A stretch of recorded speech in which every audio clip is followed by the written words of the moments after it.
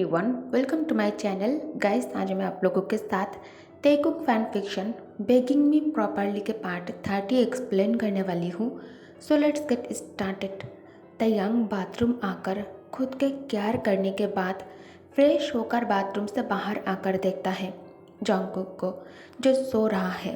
Next day सुबह के 10 बजे तयंग जॉन्गकुक को हॉस्पिटल से मेंशन वापस लेकर आता है। बेडरूम पूरी तरह हॉस्पिटल के वार्ड बन चुका था। ट्रीटमेंट की सभी इक्विपमेंट कमरे के अंदर ही मौजूद था।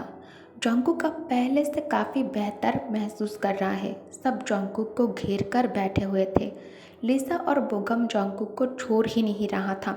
अभी थोड़ी देर पहले सब कमरे से बाहर निकला है, लेकिन नर्स कमरे के अंदर ही था। तयंग एक पल के लिए भी जॉन्गकुक से दूर नहीं हो रहा था। जॉन्गकुक गंभीर आवाज में कहता है, मैं अब ठीक हो गया हूँ, तो मुझे अब नर्स की ज़रूरत नहीं है। इसे जाने के लिए कह दो। तयंग कहता है, नहीं, इसे यहाँ तुम्हारे देखभाल के लिए भेजा गया है। जॉन्गकुक कहता है, नहीं चाहिए मुझे। मेरे पास तुम हो तो मुझे कोई और नहीं चाहिए। मैं कब से देख रहा हूँ ये तुम्हें ही घूर रही है। तयंग कहता है, रियली? मैंने ध्यान ही नहीं दिया। जॉन्गकुक कहता है, भेज दो उसे, वरना मैं मेडिसिन नहीं खाऊंगा। तयंग कहता है, क्या तुम्हें जलन हो रहा है? जॉन्गकुक कहता है, जलन? और मुझे क्यों जलन होगा? मुझे कुछ अच्छा नहीं लग रहा है। 2 दिन से मैं नहीं नहाया हूँ। मैं फ्रेश होना चाहता हूँ। आपने कहा था ये बैंडेज वाटर प्रूफ है, तो मैं नहा सकता हूँ। तयंग कुछ देर सोचने के बाद कहता है, ठीक है, लेकिन तुम अकेला कैसे करोगे ये सब? जॉन्गकुक कहता है, आप मदद करोगे। तयंग कहता है, ठीक है। एक कहकर तयंग उसे अपने आर्म्स में कैरी कर बाथरूम के अंदर आ जाता है। तयंग उसे बाथटब के अंदर ध्यान से बिठा दिया। बाथटब अभी भी पानी से भरा हुआ नहीं था। तयंग आहिस्ता आहिस्ता जॉन्गकुक के शरीर से कपड़े हटाने लगता है। जॉन्गकुक तयंग की तरफ देखता है। दोनों एक दूसरे की तरफ देखता है। तयंग झुककर जॉन्गकुक के आंखों के ऊपर चूम लेता है। जॉन्गकुक गिगल करता है। आहिस्ता आहिस्ता तयंग जॉन्गकुक के सारे कपड़े उतार दिया। अब उसके शरीर में अंदर पहनने वाले कपड़े भी नहीं था। जॉन्गकुक अब पूरी तरह से तयंग के सामने बिना कपड़ों के था। तयंग को अचानक बहुत ही ज़्यादा गर्मी लगने लगता है। जॉन्गकुक तयंग के आंखों में कुछ महसूस कर शर्म से लाल हो जाता है। जॉन्गकुक बीमार है, इसलिए तयंग खुद को शांत रखने की कोशिश करता है, लेकिन उसके शरीर साथ नहीं दे रहा था। तयंग झुककर जॉन्गकुक के पीठ पर चूम लेता है, जिससे जॉन्गकुक कांप उठता है। तयंग मुस्कुराने लगता है। मतलब शादी के इतने दिनों के बाद भी जॉन्गकुक तयंग के स्पर्श से कांप उठता है। तयंग पहले जॉन्गकुक के हेयर्स में शैम्पू डालकर बालों को अच्छे से धोने के बाद लोफा के ऊपर थोड़ी बॉडी वॉश डालकर लोफा से जॉन्गकुक के शरीर धीरे धीरे रब करने लगता है। जॉन्गकुक आंखें बंद करके बैठा हुआ था, लेकिन उसे तयंग के हर स्पर्श से प्रॉब्लम हो रहा था। ना चाहते हुए भी जॉन्गकुक आवाज़ निकाल रहा था। अब तयंग पानी के नल को चालू कर देता है और खुद भी टब में आकर बैठ जाता है। तयंग के हाथ जॉन्गकुक के पूरे शरीर में घूम रहे थे। जॉन्गकुक के कंपन और भी ज़्यादा बढ़ जाता है। नहाने के बाद तयंग उसे अपने कपड़े पहनाकर रूम में लेकर आता है। तयंग जॉन्गकुक को केयरफुली बिस्तर पर बिठाकर कहता है, नहाने के बाद अब तुम्हें अच्छा महसूस हो रहा है? जॉन्गकुक कहता है, तयंग झुककर उसके माथे पर चूम लेता है और जैसे ही जॉन्गकुक से दूर जाने की कोशिश करता है, जॉन्गकुक दोनों हाथों से तयंग के शर्ट कसकर पकड़कर खींचता है। तयंग तुरंत जॉन्गकुक के चेहरे के तरफ देखता है। जॉन्गकुक तयंग को अपने और करीब खींच लेता है। बिना कुछ कहे जॉन्गकुक दोनों हाथ तयंग के गर्दन के चारों ओर लपेटकर झुककर उसके लाभों पर अपने लाभों को रखकर कैंडी खाना शुरू कर दिया था। तयंग इसके बीच में स्मार कर दोनों हाथ उसके कमर के चारों ओर लपेटकर उसे अपने बाहों में भरकर कैंडी का स्वाद और अच्छे से लेने लगता है। तेकुक दोनों ही लिटिल बेबी के तरह कैंडी को खा रहा था और चूस रहा था। लगभग 5 मिनट के बाद जब तयंग देखता है जंगकुक को सांस लेने में प्रॉब्लम हो रहा है, तयंग उसे आज़ाद कर देता है। दोनों ही भारी सांस ले रहा था।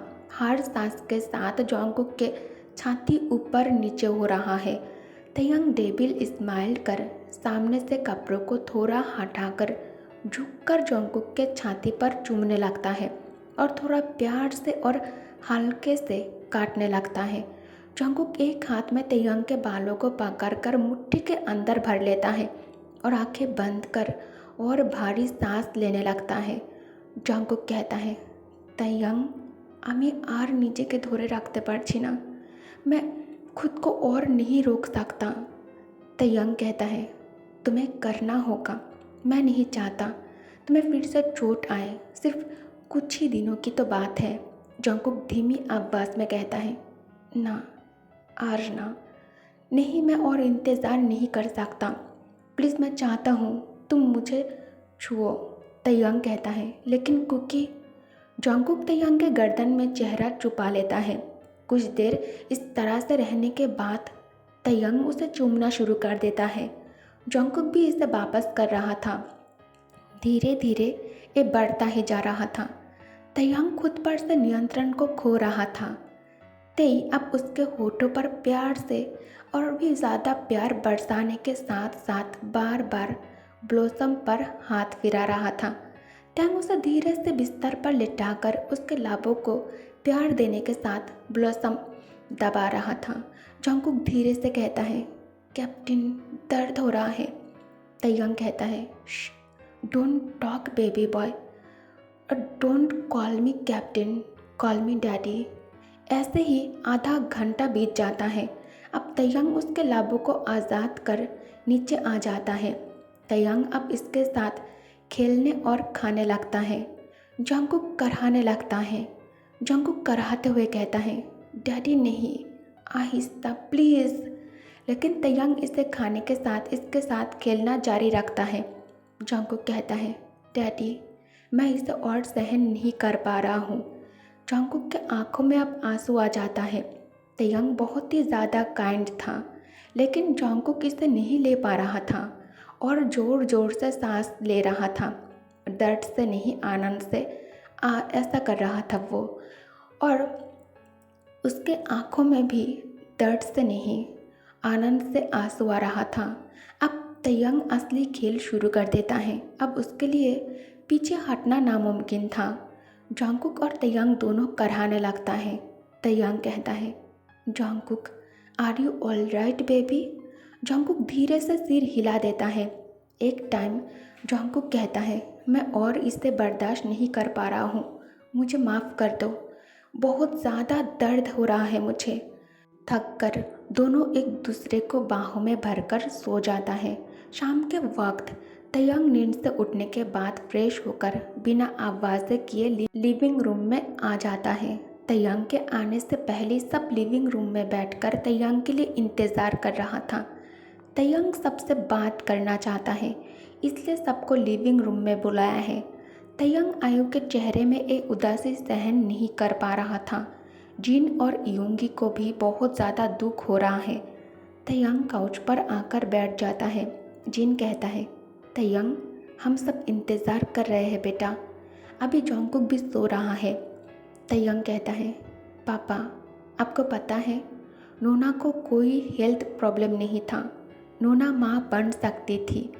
काई नोना को उल्टा सीधा मेडिसिन खिलाकर माँ बनने की एबिलिटी को नष्ट कर दिया है। तयंग के बातें सुनकर सब लोग हैरान हो जाता है। आयु हैरान होकर तयंग के चेहरे को देख रही थी। और क्या आपको पता है, काई के फादर ने ही डैड को गोली मार के मार डाला था। और काई एक नंबर के साइको है, काई एक मेंटल पेशेंट है। काई अपने फादर के साथ था। जब उसके फादर था तब भी उसे अकेला रहना पड़ रहा था, और जब उसके फादर की डेथ हुई उसके बाद से काई और भी ज़्यादा अकेला हो गया था। इससे वो धीरे धीरे और ज़्यादा साइको बन गया है। उसके बाद से काई को ऐसा लगना शुरू हो गया कि उसके फादर के डेथ के पीछे हमारा हाथ है। इसके बाद से वो हमसे बदला लेने के बारे में सोचता है और एक फुल प्रूफ प्लान बनाकर नोना से प्यार का नाटक करके उनसे शादी किया है। नोना की माँ बनने की एबिलिटी को नष्ट करने के बाद भी उसे चैन नहीं आया। उसने तरह तरह के प्लान बनाया हमें नुकसान पहुंचाने के लिए। उसके बाद काई इल्लीगल बिजनेस और कामों में पूरी तरह इन्वॉल्व हो जाता है। काई एक मेडिसिन डिस्कवर किया जिसे लेने से इंसान बहुत दिनों तक खूबसूरत रहता है, और ये मेडिसिन जिस भी पर्सन को अंधेरे से फोबिया है उसके हार्मोन से ही बनता है। हम में से किसी को भी ये नहीं पता था जॉन्गकुक भी काई का इसी बिजनेस का एक हिस्सा था। बस डे बाय डे उसके फोबिया को कम करने के बजाय काई जॉन्गकुक को फोबिया बढ़ाने की मेडिसिन दे रहा था। काई कंट्री के सबसे फेमस और नंबर 1 डॉक्टर होने के कारण दूसरे डॉक्टर उसके गलतियों को पकड़ने से डर रहा था और काई इसे अपना हथियार बना लेता है। धीरे धीरे काई और भी ज़्यादा खतरनाक बन गया। काई इस तरह पागल बन चुका था।